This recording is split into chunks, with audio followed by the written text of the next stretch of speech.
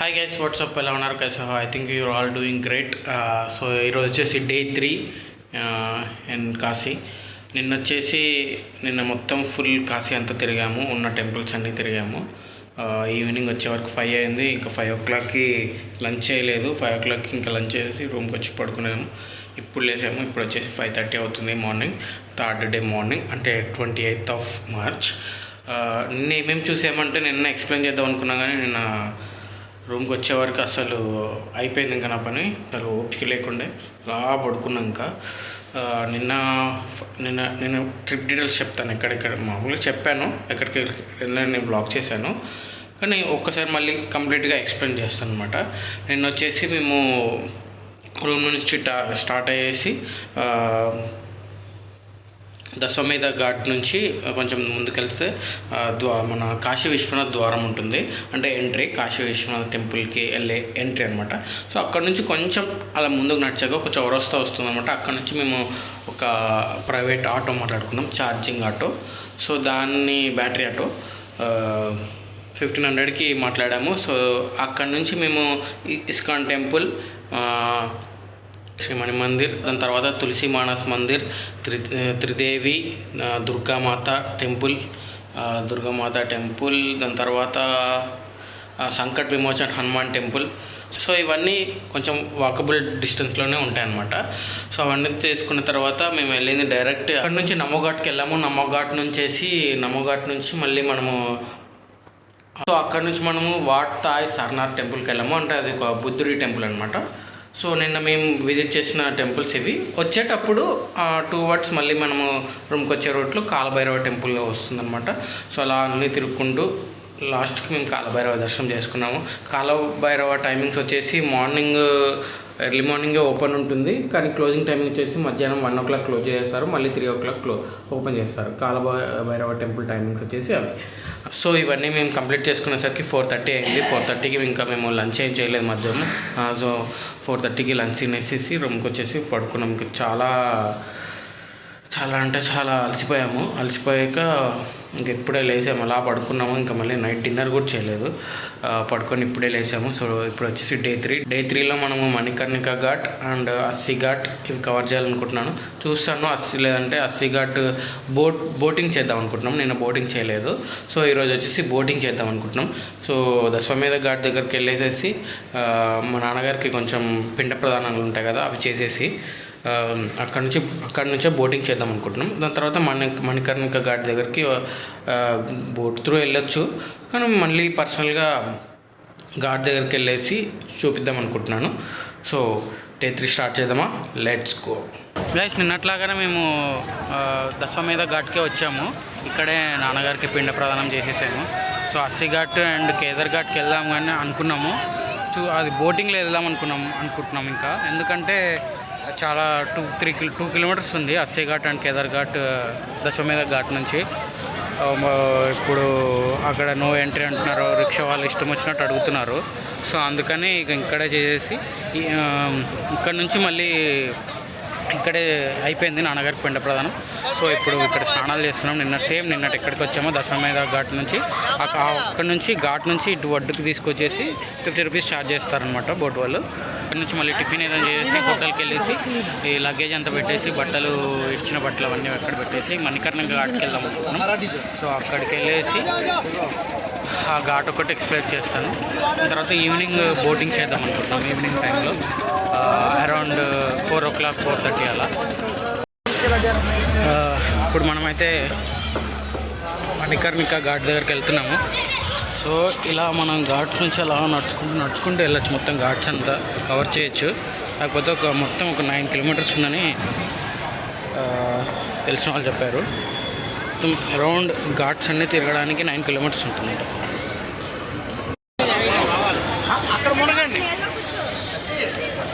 ఇప్పుడు ఈ కనిపించేది ఇది ఒక ఘాటు, అక్కడ స్టెప్స్ ఉన్నాయి అదొక ఘాటు, అక్కడ స్టెప్స్ ఉన్నాయి.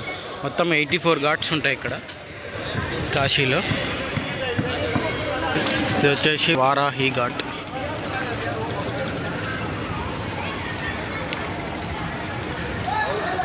సో ఇలా మనం ఒక 9 kilometers నడవగలము అనుకుంటే అన్ని ఘాట్స్ ఇలా వాక్ చేస్తూ చూసేయచ్చు, కవర్ చేయొచ్చు.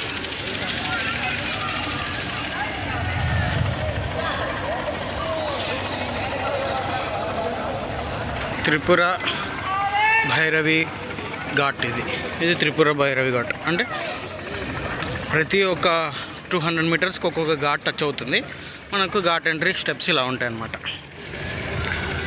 ఇది త్రిపుర భైరవి ఘాట్ పేరు ఇక్కడ ఉంది. బోటింగ్ చేయాలంటే ఇక్కడ నుంచి చేసుకోవచ్చు. సో పర్ హెడ్ ఎంత తీసుకుంటారో తెలియదు, 200 to 300 అన్నారంట. మనకి వాట్ ఎవర్ ఈ ఘాట్స్ అని ఉన్నాయి కదా, 9 కిలోమీటర్స్ బోట్లో ఒక half an hour 40 minutes to 1 hour ride చేసి తీసుకొస్తారంట. సో ఇప్పుడు మనకి ఎండగా ఉంది, టైం వచ్చేసి 9:40 అవుతుంది. 9:40కే టూ మచ్ ఎండ్ ఉంది. సో మేము ఒక ఈవినింగ్ అరౌండ్ 4:35 కలా చేద్దాం అనుకుంటున్నాం బోట్ రైడింగ్ అవ్వగానే మనకి ఆ బోట్లో నుంచే మనకి అదేంటి గంగా హారతి చూడొచ్చని ప్లాన్ చేస్తున్నా. చూద్దాం ఏం జరుగుతుందో.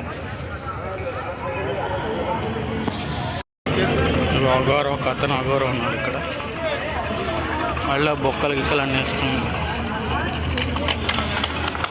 సో ఇది ఘాట్ అంటారు. ఆ అవతల కనిపించేదాన్ని బీచ్ అంటారు అనమాట, వారణాసి బీచ్ అంటారు అనమాట. ఇక్కడ దర్శనానికి ఘాట్ నుంచి లైన్ కట్టినట్టున్నారు. చూడాలి లైన్ దేనికో.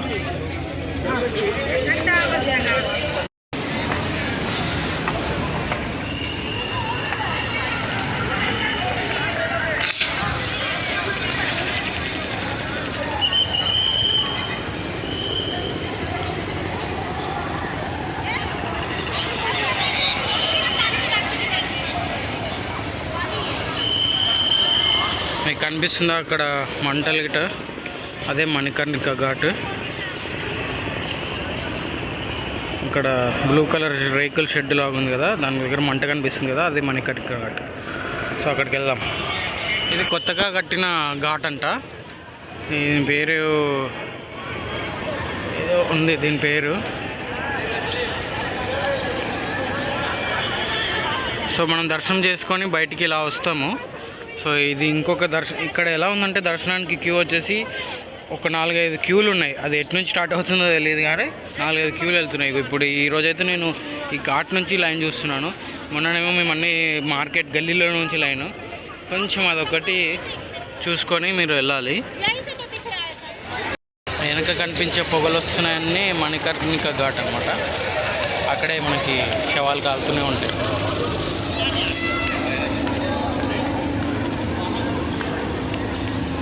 సో ఇప్పుడు మణికర్ణిక ఘాట్ దగ్గరికి వెళ్తున్నాం.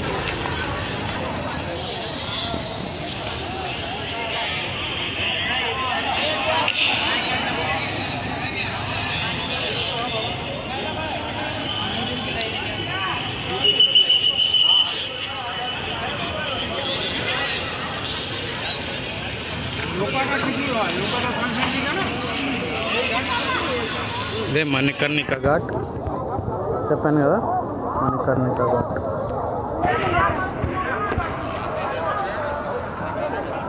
మీరు చూసినట్టయితే అక్కడ శవాన్ని తీస్తున్నారు చూడండి, పడవలో నుంచి తీసుకొస్తున్నారు. అయితే ఇప్పుడు అక్కడ వెళ్తున్న శవాన్ని స్నానం చేసుకొని వచ్చి గంగా నదిలో స్నానం చేసుకొచ్చి సో దహన సంస్కారానికి తీసుకెళ్తున్నారు.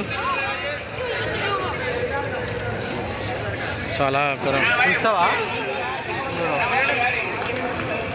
అట్లా వెళ్ళొస్తుంది.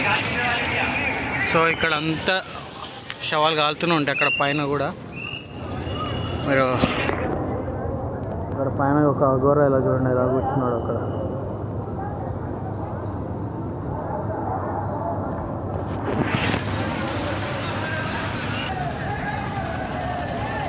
చూడండి శవాలు కాలుతూనే ఉన్నాయి.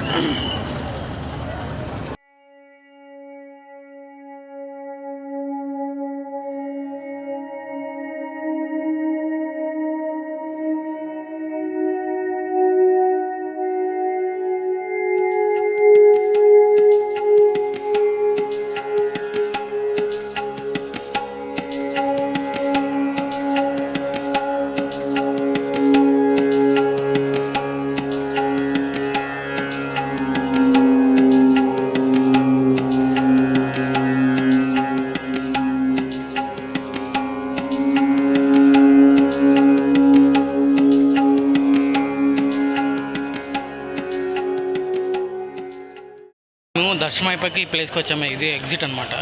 సో మేము మొబైల్స్ అవన్నీ గేట్ నెంబర్ 1 దగ్గర పెట్టాము. సో నేను టెంపుల్ని ఏమి ఎక్స్ప్లెనేషన్ చేయలేకపోయాను. మళ్ళీ టెంపుల్ అక్కడికి వెళ్ళి తీసుకొని ఇంకా అంత టైం లేకుండే. సో ఈరోజు ఇప్పుడు మళ్ళీ ఇక్కడ వెనక నుంచి ఘాట్ నుంచి వచ్చాం కాబట్టి మళ్ళీ ఒకసారి మీకు చూస్తాను. వీడియో కానీ ఒక ఫోటో కానీ పెడతాను. టెంపుల్ది గోపురం మాత్రమే కనబడుతుంది మనకి. సో చూద్దాం. మీకు లోపల ఒక గోల్డ్ కలర్ది గోపురం కనబడుతుంది కదా, అదే విష్ణునాథ్ టెంపుల్ అనమాట. ఇదంతా దర్శనానికి లైన్.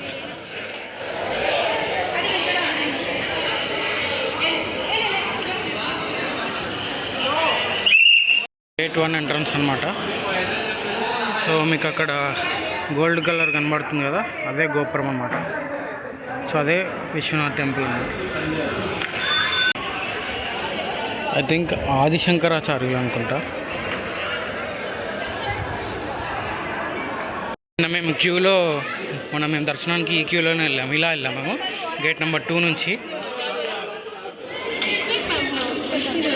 సో మీకు 300 రూపీస్ టికెట్స్, దర్శనం టికెట్స్ ఏమైనా కావాలంటే ఇక్కడ కౌంటర్ ఉంది, ఇక్కడ ఇస్తారు.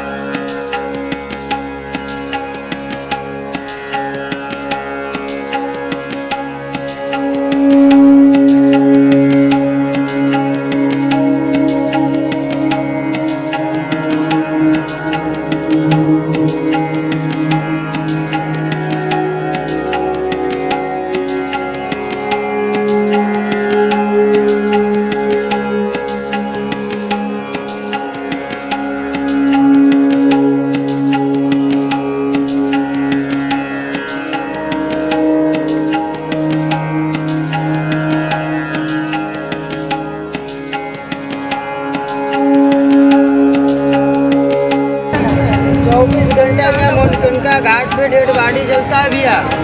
यहाँ की आग कभी ठंडा नहीं हुआ, चाहे आने आए, चाहे तूफान है, चाहे बारिश हो, ये चलती रहेगी आग, अभी ठंडी नहीं होगी।